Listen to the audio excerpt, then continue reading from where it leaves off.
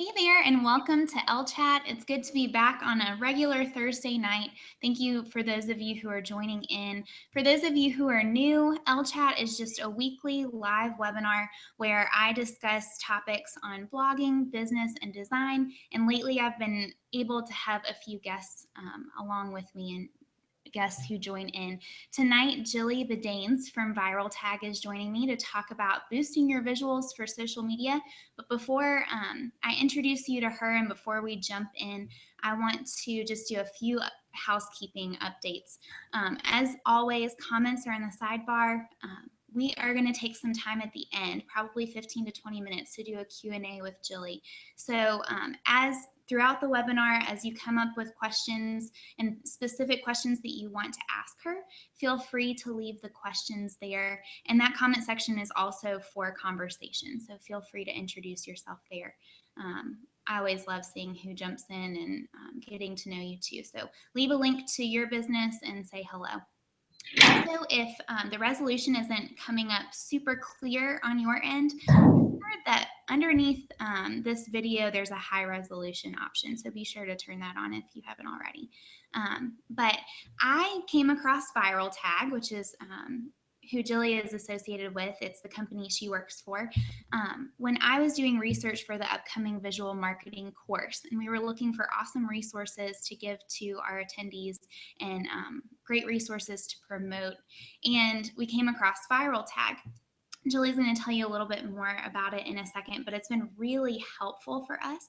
It's been great for scheduling our social media and sharing visuals across Instagram and Pinterest and Twitter. So I'm going to introduce you to Jilly, and she's going to tell you more about herself and more about Viral Tag. Thanks for joining us. Awesome. Hey, Lauren. Hi, everyone. It's really great to be here. I'm Jilly Bedanes. I am the head of marketing at Viral Tag. Viral Tag is a marketing platform for visual content, is what we say. And what does that mean? So really, it's a tool to help you grow on Pinterest, grow on Instagram, and drive real business from those social channels. It also works with Facebook, Twitter, Tumblr, and LinkedIn. But we're different than some of the other social schedulers because we're visual first. And we really believe that visual content it's really the most efficient way to drive traffic, drive business from social media. And our platform helps you find visual content, optimize it for social networks, and then schedule. So you can kind of sit back or actually get to work doing all the other stuff that you need to do to run your businesses and your life. Yeah, it's been so helpful for us in particular and for our team, and it's great to share visuals, which we're going to get into right now. So Viral Tag, like Jilly said, allows its users to share visual content, and they focus mainly on visuals. So Jilly, can you tell us a little bit about why you put such a large emphasis on visuals and what the benefits of using visuals like photos and graphics are to marketing products and services? Yeah, I jumped the gun with that question a little bit. So really, because that's what we're all about at Viral Tag. Viral Tag started as a Pinterest scheduler, and but we found that visuals really are the future of media and social media. You see it, on Twitter has just changed their rules, so now you can have different size photos sharing up in your newsfeed on Twitter. Facebook, we know that photos are so powerful on Facebook. So really, anywhere that you're going to share content on the web, adding a visual is going to help amplify the effects of that content so much more. I think research shows that when you add a piece of visual to any content, you get 94% more views. So it's kind of like, why wouldn't you add a photo every time you tweet, every time you post something on Facebook? You're going to get so much more out of it because people are overwhelmed with content these days, right? And if you have something that's eye-catching, that's bright, that's colorful, our eyes, our brains are wired to react to that. Yeah. And so visual content, we say that is photos, it's graphics, even like a screenshot, can be a really good way to add a visual to something that's just text-based. Yeah, we've been trying to do more quotes instead of just sharing quotes on Twitter, which usually get a really great response. Instead, we've been doing graphics with the quote, and we've seen an increase in retweets because of it. People want to share those graphics. Yeah, absolutely. It's crazy. I can't remember the stat offhand with Twitter, but it's really amazing that it's at least 4 or 5 times the amount of engagement you're going to get if you add a picture to your Twitter. Yeah, and it used to be that you could only have a vertical or a horizontal photo would show up on Twitter, but they just changed the rules, so now you can have a vertical photo, kind of like Pinterest. So you can share the same sort of photos across these different networks, and they're going to have huge impacts for you. Yeah, I noticed even for Twitter with Periscope, instead of just sharing the link, you can actually see Periscope pop up in the Twitter feed, which I thought was crazy. They're just getting more and more visual on Twitter. Yeah, and especially when you're on a mobile device, which, the majority of people are for every social network now. That's how, when you're scrolling through on your phone, it's going to pop up when you see that Periscope screenshot or you see that photo. At least you might have a more chance of clicking or looking at it a little longer. Right. I love that. Yeah. So next question on here. So when we use the word visuals, what all does that include? I know for some it might seem pretty straightforward, but what all is included with visuals? Yeah, so really it's really any kind of imagery. So photos with Viral Tag, we think of their photos that you're taking yourself. So the photos you take with your mobile device. Maybe you use an app to make them, improve them. There are probably photographers on the chat here who know way better than I do how to create beautiful photos on your phone. But there's that sort of photo. There's stock imagery or different things you can find on the web. You can pull in photos from different places. And then there are infographics. So people are, creating these incredible infographics you see on Pinterest a lot, kind of, the flow charts, things like that. They can be really complicated or they can be simple. It can be communicating just one piece of data visually. And then there's the kind of blend. So like maybe the quote graphics you were talking about, where it's just an interesting quote or words on, pretty imagery or something relevant. Yeah. All different great visuals. Yeah. How would you say, which visuals get the most interaction from your research and just what you've found for Viral Tag? Yeah, I think it really depends. I know that's a bad answer, but there isn't one thing that works. It definitely depends on different channels. So think of social channels I'm talking about. So like Instagram, definitely those quote graphics perform really well on Instagram. That's why we're seeing so many more of them. Memes, it's almost like a picture of text, but it's visual because of the way it's presented. On Pinterest, it's really adding that mixture of the text and photos in kind of a graphical way perform really well. I see, people who, for example, like a food blogger, instead of just posting a picture of their item, they might make kind of a collage, which is one is like the finished product, then there's like parts of the ingredients and bits of like the process of putting together the muffins or whatever it is, and combining it together with maybe some words saying what the recipe is or a few tidbits from the recipe. Right. Those are combinations that are really like valuable and informative. Those do really well as well. So you'd recommend both maybe a photo and then text over top of it to receive more engagement? Yeah, absolutely. I think especially on Pinterest and Instagram. Yeah. Facebook, you have to be careful. There are rules with Facebook. Especially that's when you're doing ads, there's a limit on how much text you can do. But there are also, there's some funny little tricks that research has shown works well. Like people do really well when you have pictures of people on Facebook, but on Pinterest, don't put any faces. Faces don't do well on Pinterest. So there are these funny little things too that make the networks different. Yeah. When you said the rules with Facebook, I don't know if I'm even aware of those. Could you go into that a little bit? Yeah. I stepped back a bit because I didn't want to say something wrong. But if you're promoting a post on Facebook, so often now we're uploading something natively, and then it might get some organic engagement, and then you want to promote it to your group or your page. You can't have more than 20% text on Facebook. So that makes it really different than what you're going to be posting on Instagram or Pinterest often, where you're doing that combination of photos and text. Yeah, that's really good to know. Yeah. All right. So let's go into each one of the platforms in a little more depth. So, like you said, for Pinterest, what are tips for getting more engagement? I know that you said faces are not good on Pinterest. So what are some more tips that you have for getting your photos in front of more people, to make them more pinnable so people want to repin them? How can you increase engagement through your visuals on Pinterest? Yeah. Well, the first thing I always tell people to do when they're getting started on Pinterest is take a little bit of time to do your research on keywords. That's not a visual thing, but it will get your visuals seen. So Pinterest has this really cool way of helping you learn about keywords. They call it guided search. You enter your search term into the search box on Pinterest, just at the top of your Pinterest homepage. And when you enter a search term, you're going to see all these boxes will pop up underneath, which are the most commonly searched keywords associated with that keyword that you searched.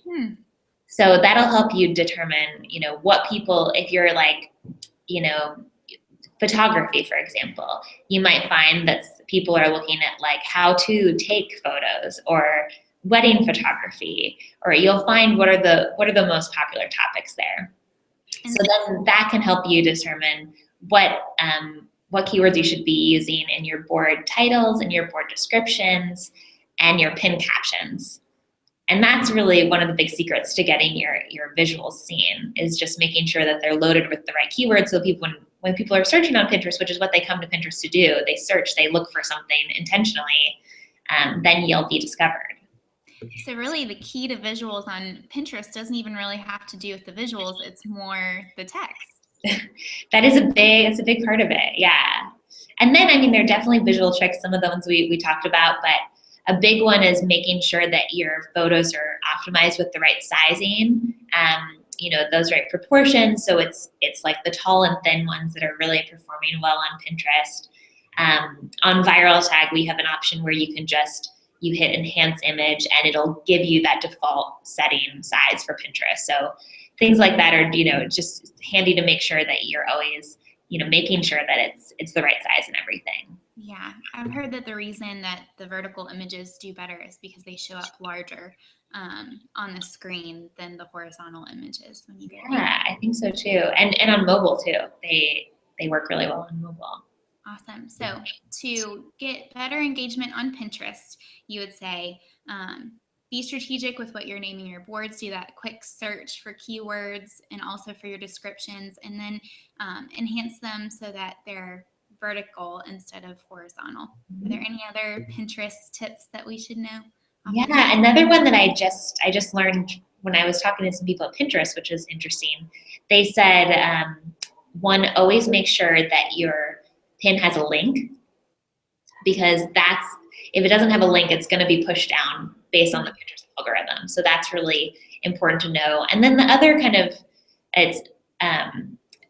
bigger thing to think about is that Pinterest is where people look to learn, and they look to learn how to make things, to shop also, but they really like things that are valuable. So if you can add more value within the pin itself, so like if you're sharing that recipe, write part of the recipe in your caption actually, and it's going to get a lot more engagement because it's so much more valuable rather than just a picture of muffins. People want to see like, how do I make those muffins? That's what they're coming to Pinterest for. Right. And I know for Ellen Company in particular, we see way more engagement with people pinning from our site than from our pins. So we've taken into account that Pinterest takes the description, whatever you name your image, and puts that into the description. So we at least put the blog title in there and then put --Ellen Company. So if someone pins it without putting much interest into or much thought into the description, that it'll at least say what we want it to say or have those keywords in it too. Yeah, that's another really great tip. Yeah, thinking about how people are going to pin your stuff from your website, making sure that you have your pin it button there. And it's really easy that your photos are formatted correctly on your website too. Right. That's why all of our blog images are vertical instead of square or horizontal, just so that if people do pin, that it will show up well on Pinterest. Yeah, it's a Pinterest world we're living in. I actually wrote about that on the blog today, talking about images and talking about how Pinterest started 5 years ago. And when they first started, they only had 5,000 users, and they had trouble finding investors because nobody believed that the project would work. I guess they didn't understand how important visuals are. And then now they have 180 million registered users on Pinterest.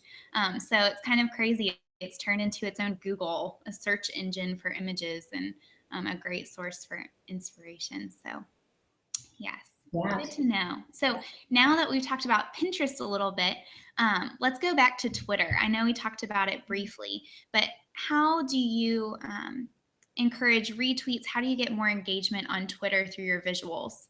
I know we covered it briefly, but Yeah. I mean, so that's the big thing. First of all, is just making sure you have a visual. So attaching a photo every time you tweet, which is kind of, it seems easy, but we're often tweeting a lot, so it's a lot to think about. But it really will make your tweets go a lot farther if you add that visual. Yeah. So I used to say, make sure on what sizing of photos you're using, but Twitter has just changed their rules, so that isn't as important.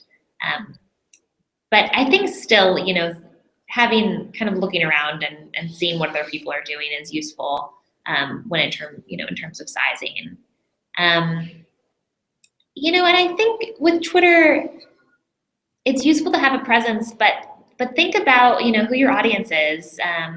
That's kind of going back to marketing, I guess, but we don't all need to be in every place. And think about who you're trying to reach. What's really your goal with your business, or what you're trying to grow. Are you trying to attract people to your website? Are you trying to drive people to a brick and mortar store? Are you just trying to build up a brand? Kind of thinking about what that is, it's going to help you determine where you need to spend your time.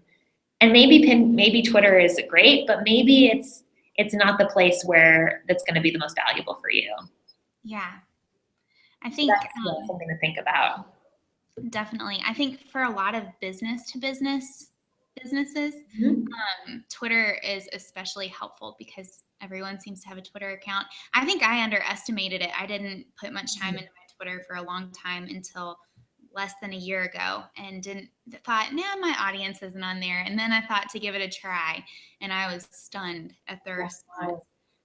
But I will say too, going from Pinterest to Twitter, the lifespan of a pin is months and years. You can see a pin come up months after someone's pinned it. But for Twitter, it's so fast paced. I think they say, and Jilly, you probably know this statistic better than I do, but that the lifespan of a tweet is 18 minutes. So Twitter is so much more fast paced. So to have an image to catch someone's attention probably goes a long way. Yeah, that's so true. Yeah, Twitter, it's just so different. I think I just read for Pinterest, the half-life is 3.5 months. So yeah, you can have pins that are getting engagement for 6 months. But Twitter, if you really want something to be noticed, I mean, when we are sharing some of our important content, we're tweeting it once or twice a day at least. We're tweeting it, once a week. We're tweeting it, every few days in different ways at different times. But because people are just following so many more people on Twitter, they're scrolling through on their phone, maybe they're checking it on their desktop, but it's hard to catch their attention. Now, that's where timing does come into play. We found Twitter, people are on Twitter a lot in the afternoons, weekdays. So sharing something at that time, combining it with a photo, that's really your best way of getting someone's attention. That's awesome. And is that for East Coast time and Pacific time? I guess. Yeah. Think about where your audience is, I guess, if, a specific time zone is more important to you. Right. There's a lot of interest on Twitter in the East Coast and the West Coast. So if you're trying to hit both those coasts, you might want to kind of think about the afternoons in both places. Yeah. That's a good point. So for Viral Tag, do you all share like you said, the same content different times a day, do you say the exact same thing, or do you switch it up each time? Do you use different graphics, or does it kind of depend? We use the same graphic and we'll switch up the text. Yeah, just so it's not totally repetitive, but we'll say the same thing in a slightly different way. Yeah, that's good. Good to know. We've been trying to do that too, even recycling old articles at different times, because chances are not everybody saw them because it moves so fast. Totally. Yeah. And especially when you have content that's kind of evergreen too, maybe there's something in the news or like it's a seasonal thing or, some sort of holiday or some reason that you can pull up old content. And that's always great to do that on Twitter too. Yeah. It's interesting to see how different each platform is, but that visuals across them all kind of take precedence. So the one that I feel like is the fan favorite, or at least among the Ellen Company audience, I feel like is Instagram. So what are some tools of the trade for Instagram and getting noticed more on Instagram? I think Instagram is my favorite right now too. Mine too. Yeah, Instagram is a totally different thing as well. Like Twitter, people are flipping through on their phones. There's a lot, a lot of competition there, right? Mm-hmm. But it's again, a couple things, kind of like I said with Pinterest, thinking about keywords. On Instagram, they're hashtags. So Instagram has a really great feature now, their search and explore feature. It's just when you go hit the search icon at the bottom of your phone. And you can try searching different hashtags there, and it'll show you how many people are using that hashtag. So before you post a photo or right after you've posted a photo, do your research to figure out what are those best hashtags. And chances are you're going to be using the same hashtags for every for a lot of stuff that you post if you're posting in the same sort of topics and places. So you can do your research there, save them in, like in a note, in your note app or something on your phone or in an email. So you can always come back to them and grab those hashtags, because that's really how you get discovered on the platform. And it's working really well for people. Like, I think a lot of people now, the way they're using Instagram is they're looking around, they're clicking on hashtags, they're clicking on locations also. So that's another thing to look up and research there in the search and explore feature. So because maybe, there might be a few different versions of a location, and one is really the main one that people are using, but you might accidentally, leave off an S or something and not get the main one that people are going to be tagging the most. So do your research there.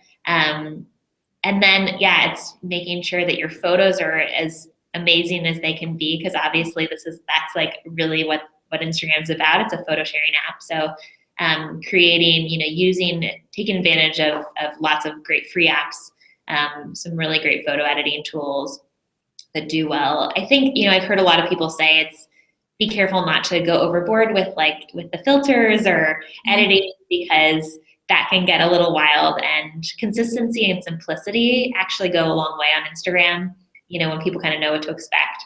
So, as you're getting started, thinking about kind of what's your stylistic theme, and what you're going to be known for, I think is really a good way to grow on Instagram as well.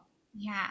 What would you say? I know that you said on Facebook, I think it was, that it's good to include people in your photos, and then on Pinterest, having a face in the photo is kind of a no-no. What about on Instagram? Is there data for that? Yeah, I think that now I don't want to say something wrong, but I'm putting you on the spot. Facebook and Pinterest, it was like, sure that one's good, one isn't. Instagram, it can be good. One thing that I've heard that's true about Instagram is having a lot of space in your photos is good. So if you have a person, having like a lot of space, maybe like a red background, like this would do well on Instagram. Or if you're taking a picture of like food or a product or something, just making sure there's a lot of space in that composition, I think does really well on Instagram. Bright photos do well. Bright colors. So having like a single dominant color does really well. If you have too many colors, the research shows those don't perform as well. Yeah. So that's a good thing to think about kind of as you're composing your photos. Yeah, and consistency, like you said, with filters, just calming down the filters. Or if you do, I know for me, I always increase the brightness and maybe sharpen the image a little bit, but just keep it consistent time and time again. Use that same, those same edits time and time again so that you're keeping it consistent. Your feed looks consistent. What do they say about lighting or daylight as opposed to nighttime? Are there statistics on that too? What would you recommend? Yeah, I haven't seen specific statistics about that, but I think across the board, everyone I've talked to says, really incorporating daylight, making sure that your lighting is good is going to just help your photos turn out so much better. So, we have a few customers who are amazing photographers and incorporate shadows really well, but I don't try and do that because I know that I don't really know properly how to take a great photo with shadows. But yeah, definitely keeping in mind lighting. I mean, that's the best way to take a good photo is to just start with a really great photo rather than having to try and fix it up on your phone. Yeah. I remember when I first started to, I used to have lamps on in the room and always wondered why my photos didn't look as bright and nice as everyone else's. Yeah. I learned very quickly, even if you turn the lamp off and you just place something by a window, the lighting looks a million times better. And your photos turn out to be better quality because the shadows aren't wonky. The light's coming from one direction, unless you really know what you're doing. But I didn't know what I was doing. So that's really helpful too. I think that's why I love Instagram, because anyone can be like a decent photographer with Instagram, thanks to the tools and filters and stuff. But yeah, be careful. Are there any statistics too, and this is something I've been wondering and probably should research too, in terms of text on photos and Instagram? Do those tend to do well, or would you recommend steering clear from using text on images? Yeah, I think text on images is great. Like the quote sort of graphics do really well on Instagram, the way it like conveying a feeling, because that's people like something when they're like, oh, that's me. I agree with that. That meme is speaking to how I feel right now. There's a huge, trend of that sort of stuff on Instagram right now. But text, it's also a good way to have kind of a call to action. So I wouldn't suggest doing this on every photo, but if you're trying to like direct people to a webinar or a really important article that you've posted on your blog or a new product or something, having a little text or like a little branding is a cool way to get that engagement, telling people what to do, or, you can encourage someone to re-gram your photo and your caption, but add that brand on your photo so that when it is reshared, in case they forget to mention you, and it's going to come up clear there with your logo and who you are and where you're coming from. Yeah, I can speak from personal experience. I used to share a lot more quotes, and one account with hundreds of thousands of followers shared it, and I found it later. Someone who knew that I did it tagged me, but it was days after the fact, and I was kicking myself for not having the Ellen Company logo on there. So I'm so glad that you said that. Even if it's very inconspicuous down in the corner, or would you recommend putting a hashtag on the photo too? Yeah, I think that's a great idea. Totally. And something, you can play around with, see how it does, see if people catch on. And I think one other thing I'll mention about Instagram, which people don't think about though, is that writing is actually also really important on Instagram. It's a photo sharing app, but you have so much space with your captions, and people are really like doing really cool creative things right now with like storytelling and kind of micro blogging on Instagram, and really growing accounts because of their writing. So don't take that for granted. Once you spend all your time making your perfect photo, think about what you're saying in that caption too. Yeah, I've noticed too recently Instagram has tucked up the content or the description or the caption, so you can't see it all at once. Now you can click read more, which is helpful for when you're scrolling, but I find myself clicking that read more all the time too. Have you seen that? Yeah. And you're right, you do click read more because those first couple sentences are really interesting, or like it's the start of a story, or you want to see what's behind this photo. Right. Really great way to draw people in. Yeah. And so we've talked about, we started with Pinterest, then Twitter, than Instagram. Facebook isn't getting as much attention now, but a lot of us still continue to use it. It's still a great way to reach your audience, depending on who your audience is. So do you have any tips regarding visuals on Facebook? Yeah, I mean, I think we don't talk about Facebook as much either, but it is still the number one referral source. So it's still really powerful.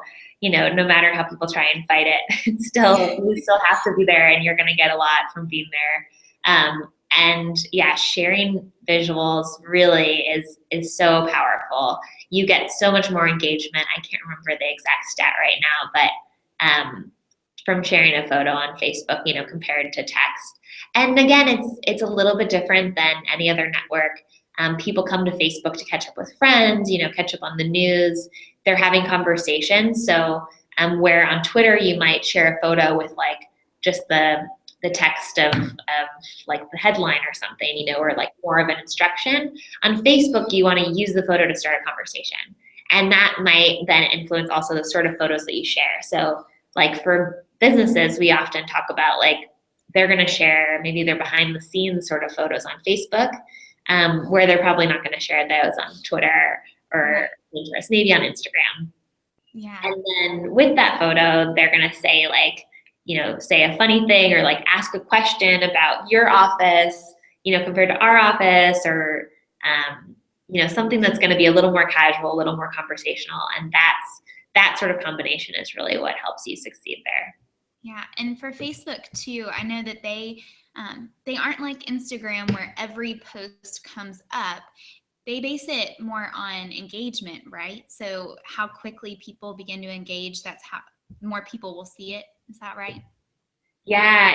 I mean, they're always changing their algorithm, and there's a little mystery behind it. I know that everyone's got different theories about what will work, but it's that timing. They take into consideration the virality. So how many people are liking it means that more people are going to see it, means more people are going to like it. So, whatever you can do in those early times of when you posted it to get it, get more engagement. Maybe it's tagging another business or friend or another page so they can see it. That really helps. Commenting on your own photos is another good little trick to get more engagement happening. Yeah. I know that there are even Facebook groups or a lot of business owners. I don't know if you've heard about this, but I was unaware. They have their own little groups, and they'll say, hey, I'm about to post something to Facebook. And then everyone will go and like it that they've just networked with. They'll go and like it so that more people will see it, and they all do it for each other. So even if it's like 5 people or maybe even less, you're increasing the likelihood that other people, your audience, will see it. So. Totally. Yeah, that's a fantastic idea. And I think even, don't be afraid to do things like that, whether it's in your friends or even in your Facebook posts, or in the caption, or the comment, maybe saying like, please, if this resonates, share this with your page, or, telling people what to do, because they often will. Yeah. I think for a lot of times, me especially, I get timid to say, hey, I want you to do this. But if somebody else says it, or another business says, double tap this if your Monday is off to a terrible start, or whatever it might be, I'm more inclined to say, okay, I can give you a like. Yeah, totally. So yeah, I think being a little bit more bold with calls to action and asking people to engage. It does help. Yeah. And yeah, I'm the same way. You kind of have to overcome that tendency to be like, oh, I don't want to ask you to do this for me. Yeah. Getting out of your comfort zone and just saying, no, I do. That's exactly what I want you to do. Yeah, I do. I would really appreciate the like. Yeah.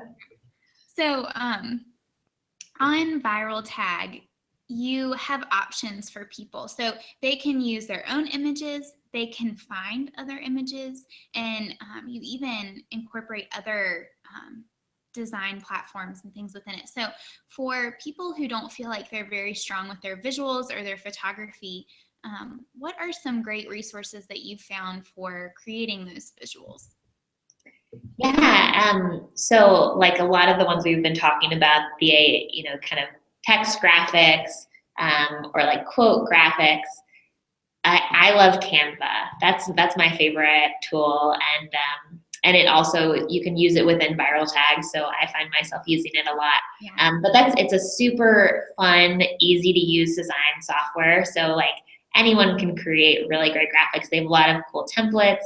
You can pull in your own photos and kind of incorporate them into their templates, or just use like text, add like collage elements to it. I think that's a really great one. And you can say from the start, this is something I want to create for Instagram, or this is something I want to create for Pinterest.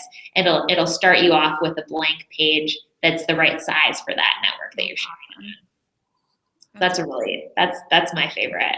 Yes. And then you also allow, you'll allow photos from Pinterest, or you're able to find photos from Pinterest and then share them too. Do you have recommendations for how to go about that in sharing them? Yeah. So you mean on Viral Tag, you have those? Yeah. Mhm. Yeah. So that's like definitely a big part of, growing on any of these platforms. You don't want to just share your own stuff. You want to mix it up with like valuable, relevant stuff from other people, the curation. And you as a curator is going to be really interesting to your potential followers. They want to see what you like. So that's a really great way to build up that reputation. So I think, again, going back to kind of where you're posting it, who are the people you're trying to reach on those platforms, and doing a little bit of research to figure out what they're interested in, what sort of stuff they're liking, who they follow, what topics they follow, and then look for content that kind of fit in those categories. And when you find it, so on Viral Tag, we have a few different ways. You can either, you can search things that other Viral Tag users are sharing, search by keyword, browse by topic, kind of with that in mind of the sort of stuff that you want to be sharing. You can also add RSS feeds of your favorite blogs. So if there's like, some great bloggers that that you always like to post from, pull them in that way, and you'll have a live feed coming in of all of their most recent visuals, which is a really great way to do it too. Yeah. But then, you want to make sure that you make it your own too, and you put it in your own voice. So you can share someone else's content, but then explain, why you're sharing it, or like what you love about it. Add your own, your voice as the curator is really valuable to you and your audience as well.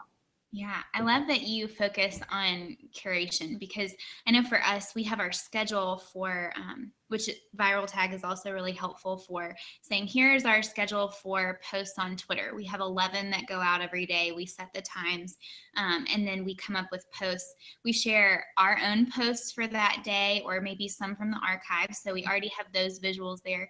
And then we also have quotes. So we have about 2 quotes each day that we'll pull in a graphic. And actually, Viral Tag, before we started using it, we could just get away with putting a tweet and no visual. Viral Tag kind of forced us to come up with a visual graphic, and I'm thankful that they did, because those graphics have seen a lot more engagement than just our regular text tweets.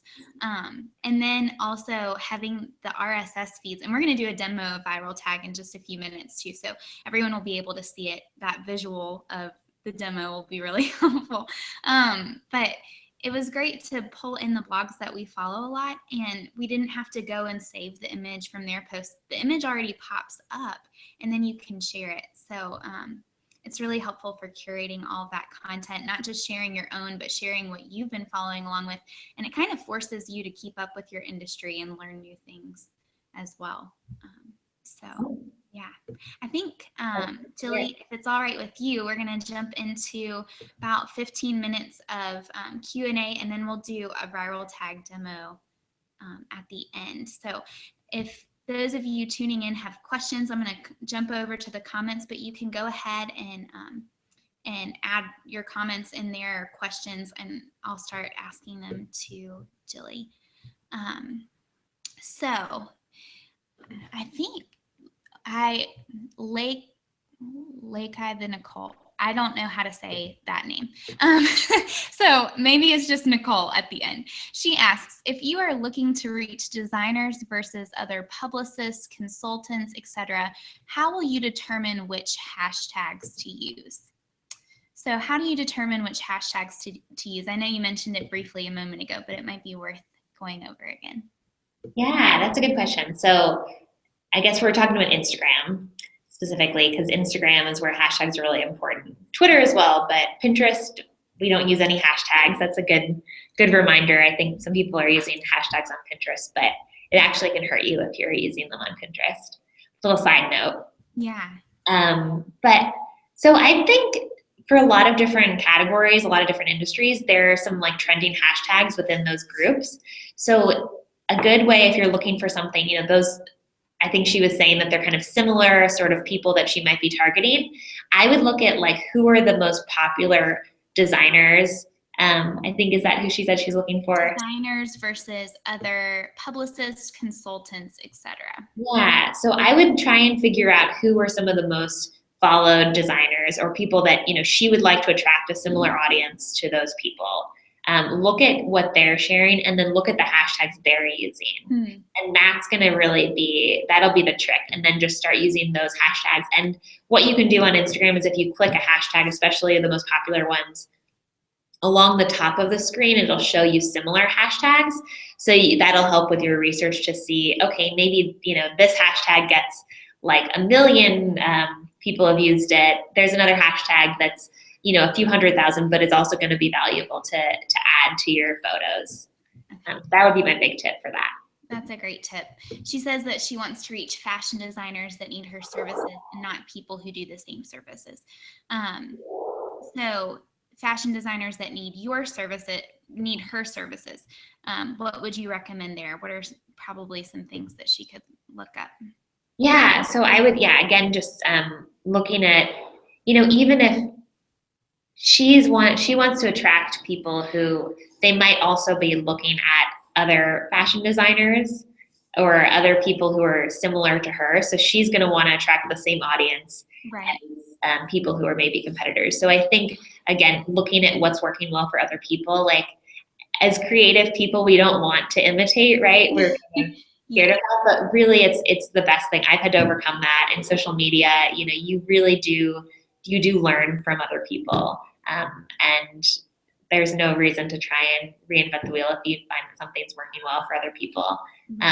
But again, and then I think, play around with it as well. Try with some hashtags that you think people might be using, or are related to that.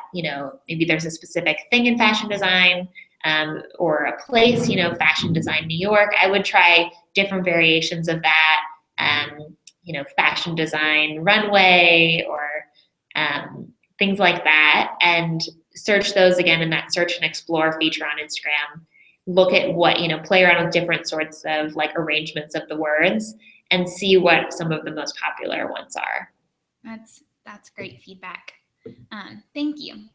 Yeah. The next one says that we talked a lot about the visuals for each platform, but what about frequency? So how often should you be posting on Pinterest, Instagram, Twitter, and Facebook? Yeah, frequency is important, and it's, again, totally different for the networks. I think the biggest thing across the board is consistency. So don't try and do too much. Figure out what sort of schedule is going to work for you. That's when like a scheduler comes in handy, but whether or not you're using a scheduler, just figuring out how much content you really have and what sort of bandwidth you have, because you don't want to start out saying, well, I'm going to post 5 Instagram posts a day, and then like tomorrow you have no ideas or no content. So Instagram, 1 post a day is great. If that's too much, just create, kind of figure out what that standard is for you. Instagram, it's not so important to be posting every single day. Once a day is great. I think, you don't want to be posting a ton at once. That's one thing about Instagram, that you want to spread out your content. So once or twice a day, I'd say, is probably the upper limits of what you want to do with Instagram. Facebook, I think, again, you play around with it. I have heard some people saying that you get more engagement when you post more on Facebook. So we say, 3 to 5 times a day is kind of a good rule of thumb on Facebook. Pinterest, you can do a lot more. We have a lot of our users are pinning 50, 75 pins a day. Bloggers who are, seeing a ton of traffic from Pinterest. And when they start doing that consistently, their following just goes through the roof. They grow so much on the platform, because the more content you're showing on Pinterest, the more frequently Pinterest is going to put you up as a relevant featured profile that people are recommended to follow. Wow. So that's a really quick way to grow your following on Pinterest. And then Twitter, I would say, again, depending on how much you want to share, but we say, kind of 2 to 3 a day is a good baseline to start with. And then do more if you have the bandwidth, if you have the content to share. But again, just make sure it's consistent. Yeah. Consistency, and make sure it's reasonable for you. And you're right. That's where the social media scheduling comes in handy, because you can sit down and do it all at once instead of having to remember to do it throughout the day. Right. It's a lot less distracting too, because I know for me, I'll say, oh, I'll just get on Instagram briefly, and then I get sucked in for 30 minutes. Yeah. With myself. So it's so hard not to. Yeah, I'm guilty of that as well. Going back to Facebook, there was one question up here from Claire White, and she says, I'd love to learn more about Facebook, as it's something I haven't really thought much about for business. Is it reliant on people seeing your content via likes, shares, or comments, or something that will come up if people search for a particular topic? Would love to hear from you both about how you've built your audiences on Facebook. Yeah, it's a lot to do with likes and shares. That's definitely how you're going to get a lot more eyeballs on Facebook. Mm-hmm. Search is not. You can come up and search on Facebook, and in Google, you're categorized by Google. So if you have a really great, keyword heavy Facebook presence, you could be coming up on Google with that too. But I think you're not going to be as discovered on Facebook as easily as you are on a site like Pinterest. Right. But what are your thoughts, Lauren? You might have more experience with Facebook than I do. See, we've fallen off the wagon with Facebook, although we post about 3 or 4 times a day, always including a visual and usually linking to something too, which I think has been really helpful. So we'll link to old content, new content, other people's content, and we found that to be helpful. So even if we have a quote that we're using, we usually try to tie it in with content from the Ellen Company site or something along those lines. And I think the more helpful content you share, and the more you're sharing helpful posts, and especially those quotes, I've seen other businesses and other people resharing my post, which I feel like is even more helpful than likes, because it introduces it to their audience. And depending on how active their audience is, that could be really helpful. So yeah, I feel like we definitely put more time into Twitter, Instagram, and Pinterest, but Facebook, we still keep on there. And we're always stunned by the engagement that we have and how many people click through to our site. So it's definitely worth putting time in there, especially for a business. Yeah, I agree. The next question, most viral tag plans, they've been looking up, this is good. Most viral tag plans include access to a content library. What is in the content library? That's a good question. Yeah. Well, you can see maybe if we do the demo in a little bit, but the content library, there are a couple things. We have a library of stuff that's being shared right now by viral tag users, and that's organized by categories, the similar categories to the way Pinterest is organized. It's all, great visuals. And then you also have the ability to search really stock images. We have a Bing search, so it brings up all photos that are licensed under the Creative Commons license, which means you can share them anywhere you like. So that's another really easy way to add a visual. And you can use our editing software also to turn it into a quote graphic or something, which is how I often use it for myself. Yeah. And then we have the ability for you to pull in RSS feeds, like I was saying, of your favorite blogs, and then that can kind of become your own little library, because it's going to be different lists of different, visuals coming from different sites. Yeah, it's very helpful. I'm excited to get to the demo. I'll take a couple more before we switch over to that. Stephanie asks, she's been trying to find this answer for months. When it comes to visuals, are y'all creating it? Oops, it moved down. Are we creating them on Photoshop or getting it somehow on social media? Or are photos taken via mobile and edited on mobile for posting? If outside mobile, where do you save the visuals later and upload them to social media? So I guess what she's asking is, how do we get these visuals? And Julie, I'll let you go first and then I'll join in on this. Yeah, I feel like All of the above. Like any of those would work. It just depends on how much time you want to put into it. If you're like a Photoshop whiz, maybe it's Photoshop is going to be a great place for you to do it. You can definitely find things online too. You can find, if you want to share like memes and stuff, a lot of people there are sites where you can create memes, or pull in photos from different places. There are actually like some really great free stock image photo sites that have, improved a lot over the last year or so. And then, taking photos on your phone works really well as well.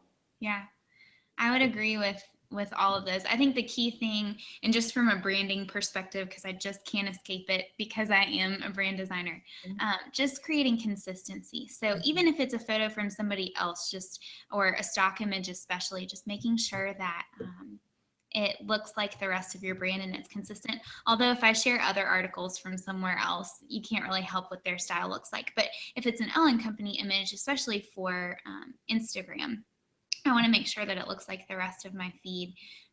And usually for Instagram, I'll take my photos on my actual iPhone. There are a couple exceptions every now and then I'll take it into VSCOcam, VSCO, and it's an app, and I think it's free. I'm pretty sure it's free. And I'll go in and edit it on there and just bump up the brightness a little bit, increase the sharpness, and then I'll save it and then pull it into Instagram. And that's normally how I go about it. And sometimes I'll share those on Twitter as well. Like Jilly said, your phone can take really great photos. And we're going to talk about that in next week's LChat with Chaitra as well.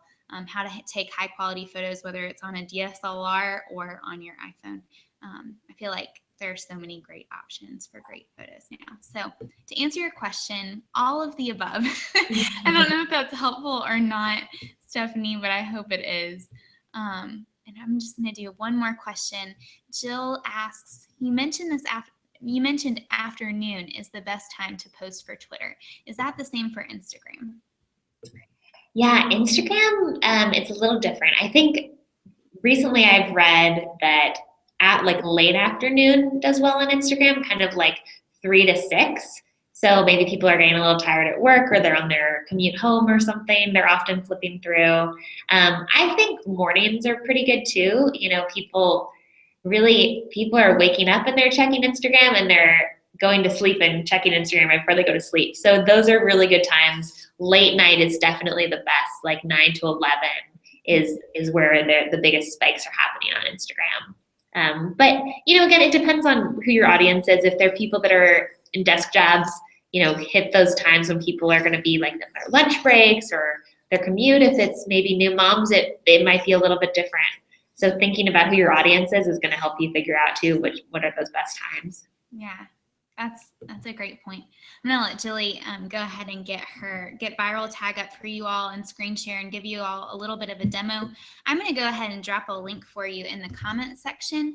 And if you click that link, it is my affiliate link, but you'll get $15 off if you sign up for Viral Tag. So as you're using it, if you see that you would enjoy using it, we really have feel free to use that link that I just dropped in there too. But I'm going to go ahead and take it back over to Jilly, and she's going to give you a look at what Viral Tag looks like and how it functions. So there we go. Cool. Can you see my screen? I can. Great. Cool. Awesome. Well, this is the Viral Tag dashboard. So really, as I was saying, it's a great way to help you organize all your visual content. So to manage everything that you might have from different sources in one place, then you can find content from different places and schedule the social media. So it's you can connect as many accounts across these different networks as you like. So these are all the social networks that we support: Twitter, Tumblr, Facebook. Facebook, you can connect a personal profile or a business page. Same with LinkedIn, and also connect Pinterest and Instagram. So maybe you're managing more than one Pinterest account or something. You can connect a few here. Then you can pull in content, like I was saying, from places you already have them, drag photos in, in a big group if you want from your computer. You can drag things in bulk. You can also bring them in from Facebook. You can connect your Dropbox. So a lot of people are like using Dropbox on their phone. Maybe take a photo on your phone. Back to the visual question, you could take a photo on your phone, save it in Dropbox on your phone, It's free to set up a Dropbox account up to a certain amount of space, and then connect it here, and all those photos are going to show up right here. So that's a great kind of mobile connection. Or you can pull things in from Flickr. You can also search the web, so you can just search for a photo here. Maybe you just wanted something kind of standard. Search it here. All these photos, again, are available for you to use anywhere you like. Click what you want to upload from wherever it's coming from.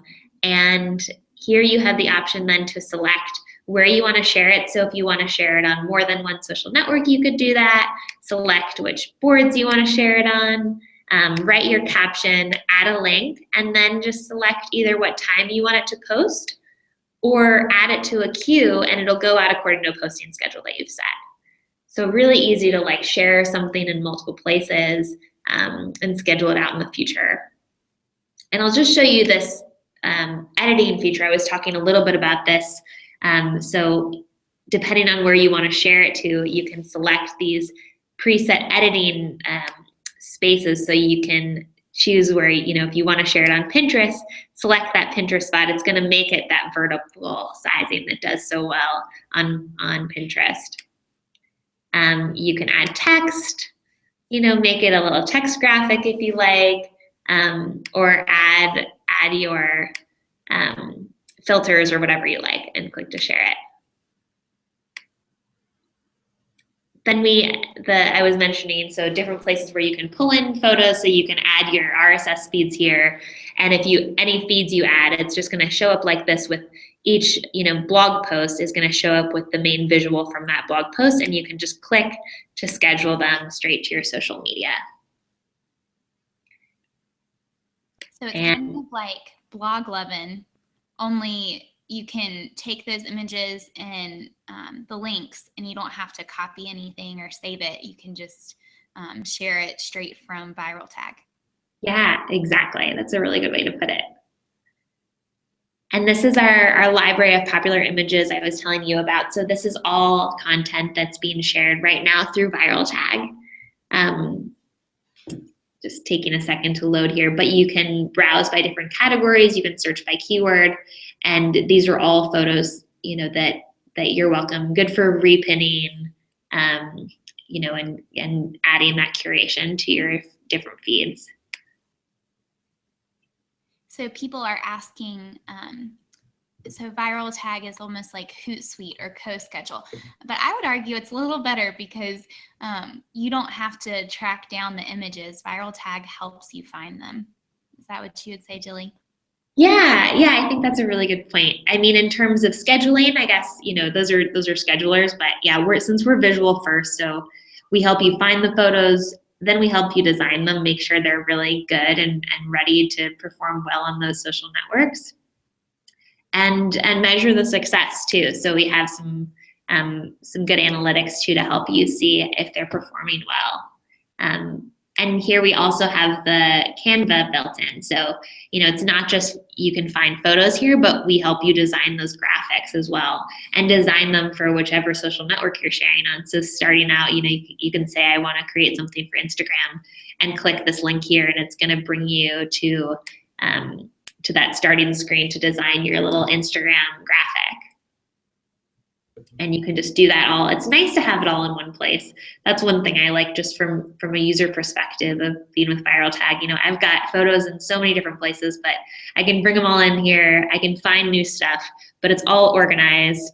I create my schedule of when I want things to go out, and then just, rest assured that it's all going to go out at those times here. Yeah. There's another question that's coming in. Also, is it easy to find RSS feeds? So when you go to add your favorite blog in here, how do you go about that for an RSS feed? Yeah, I think sometimes when we say RSS feeds, it can sound confusing, but really it's just a feed from a blog. So you can actually just search them here. And even if you don't, maybe you have a blog in mind, you can search the exact title, but you can also just search a topic. So you can search fashion, and we're going to pull up some of the most popular blogs with fashion in the title, and you can just simply add those. So it's really easy. And then those will start coming up here for you. Great. Thank you. Yeah.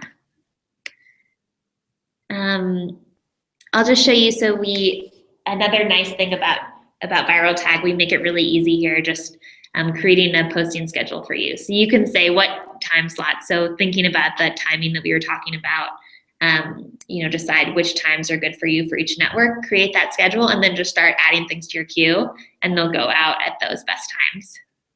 It's so helpful. Yeah. I know we're running out of time, so I'll stop the demo there, but we offer a 14-day free trial, so anyone can sign up through that link you sent and just try it out for free for 14 days. You can just sign up with an email address, so really easy if you want to play around, and then you can get $15 off when you sign up for a paid plan, and our plans start at $12 a month, so that's more than a little more than a month free after the 14-day trial. Yeah, and I'll add that link again. I'm going ahead and adding it in there as we speak. Thank you so much. There I am too. Thank you so much, Jilly, for joining in and sharing all of your wisdom on this. We've really enjoyed having you. And yes, thank you for your time. Awesome. It was so much fun. Really great to chat with you and chat with everyone. And feel free to reach out to me if there are any questions after this too. I love talking about this stuff. I feel like we can chat all day. Yeah. And we're excited to follow you on Instagram too, Lauren, now. Thank you. Thank you. Thank you. Well, that concludes tonight's LChat. You can join us next week at the same time. It's 8 o'clock on Thursdays. We're going to be talking about capturing high quality photos. And like I said, whether it's on your iPhone or on your DSLR, you will walk away with really awesome tips for helping you create better images.